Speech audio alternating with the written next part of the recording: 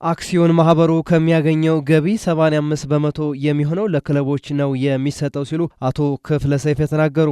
የኢትዮጵያ ፕሪሚየር ሊግ አክሲዮን ማህበር ከተለያዩ ምንጮች የሚያገኘውን 85% ገቢ ለክለቦች እንደሚሰጥ የማህበሩ ስራ አስኪያጅ አቶ ክፍለ ሰይፈ ከብስራት ራዲዮ ጋር በነበራቸው ቆይታ ተናግረዋል። የሊጉ ክለቦች ባወጡት የፋይናንስ ህግ መመራት እንዳለባቸውና የተለያዩ የገቢ ምንጮችን መፍጠር ይገባቸዋልም ሲሉ አሳስበዋል።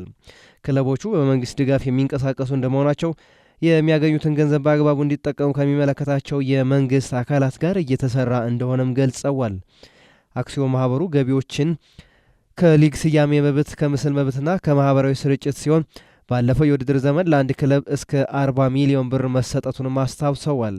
የኢትዮጵያ ክለቦች ምንም ገንዘብ ሰርቶ እንደማያውቁና በሌሎች ዓለማት ላይ ያሉትን የእግር ኳስ ክለቦች ከማሊያ ሽያጭ፣ ከማርኬቲንግና ከብራንዲንግ ከፍተኛ ገንዘብ ያገኛሉ ብለዋል።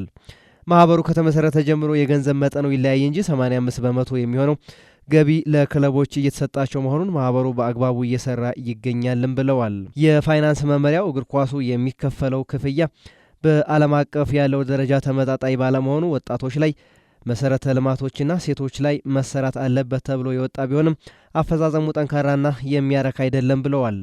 በአፍሪካ ተወዳዳሪና ጠንካራ ቡድን ለመፍጠር መንግስት፣ ፌዴሬሽንና ክለቦች በደንብ አቅዶ መስራት ይኖርባቸዋል ያሉ ሲሆን ሀብት ቢኖርም በአግባቡ ተጠቅመን ጠንካራና ተፎካካሪ ብሔራዊ ቡድን መፍጠር ይጠበቅብናል ሲሉም ተናግረዋል። ክለቦች ለደሞዝ ብቻ በየዓመቱ 1.4 ቢሊዮን ብር የሚያወጡ ቢሆንም ሊጉ ይህንን ገንዘብ በሚመጥን መልኩ ውበትም ሆነ ተፎካካሪነት የሌለው ሊግም ሆኗል።